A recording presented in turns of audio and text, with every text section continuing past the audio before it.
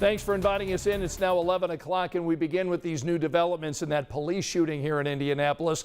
Tonight, Metro Police confirming in the last few hours the person shot by IMPD died at the hospital.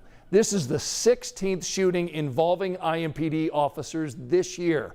9 of the people shot by police have died.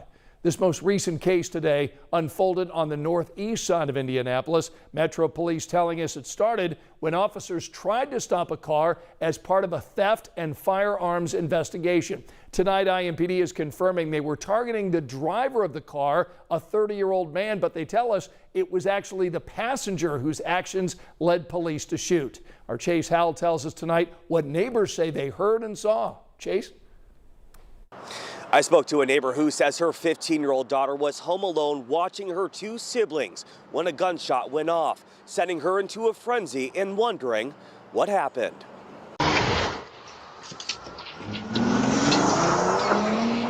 The sound of a gunshot captured on a security camera as a boy crosses through a yard and police cars speed off. I grabbed my brothers from the windows and everything, and my friend, I can't let him in, and I locked all the doors and we kept an eye on it, and then I called my mom and everything, and they stayed on the cameras to help out. Just around the corner from her house on Ruskin Place and Michener Avenue is where investigators say police shot and killed a man. IMPD officers chased the passenger suspect southbound. The passenger pulled an object from his waistband area. The passenger then jumped a fence behind a residence, and at some point an officer-involved shooting occurred, resulting in the passenger suspect being shot. That object, police believe, was this handgun that was found next to the man police shot. At this point, we don't know if that firearm was fired or not.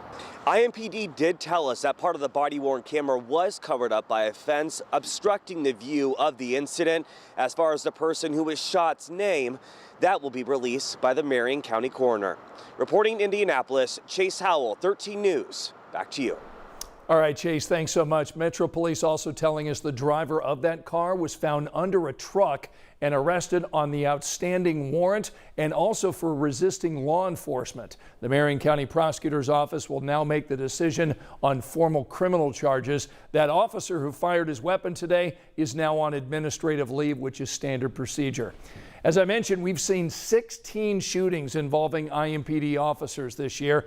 We've been tracking all these cases closely. Right now you can find this map on WTHR.com, which shows you where each of these shootings took place, the names of the officers and the suspects, plus the links to our stories in each of these cases.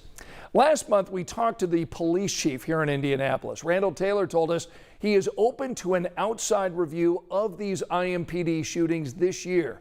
Tonight, we're getting a new look at what that process could look like. Police in South Bend hired an outside firm to review their police department after a police shooting back in 2019. A company called 21st Century Policing Solutions conducted an audit of the police department in 2020 and gave them 54 recommendations. And now here we are 3 years later. That police department says they've implemented all but 8 of those recommendations. From firearms to taser instructors and defensive tactics instructors. They're all a part of this use of force review board, and if they sign off that they believe the policy was violated, it ultimately goes to us as chiefs to review as well. So a several layered approach, that was one of the recommendations by 21CP that we add to those layers, and we did so.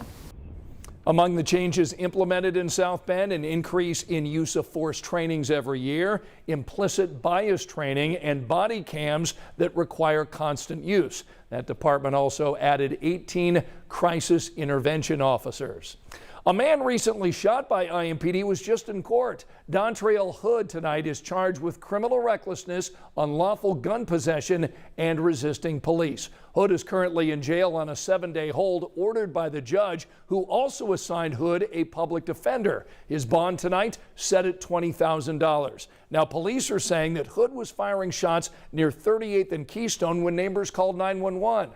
When officers approached, they say Hood started reaching for a gun that was on the ground and an officer shot him.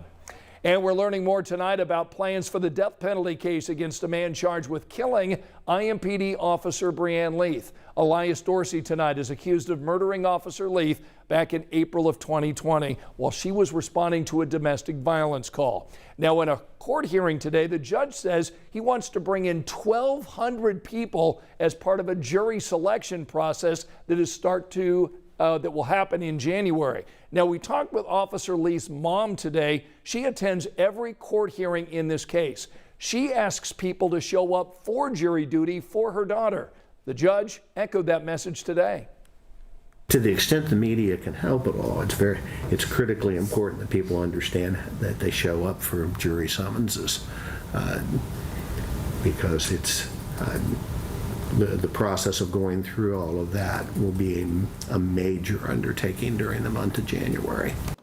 Court-appointed psychiatrists are still evaluating Elias Dorsey. His attorneys are planning an insanity defense. That trial is scheduled to begin with opening statements February 12th. That jury will be sequestered throughout the trial, and it's expected to last 3 weeks. Angela?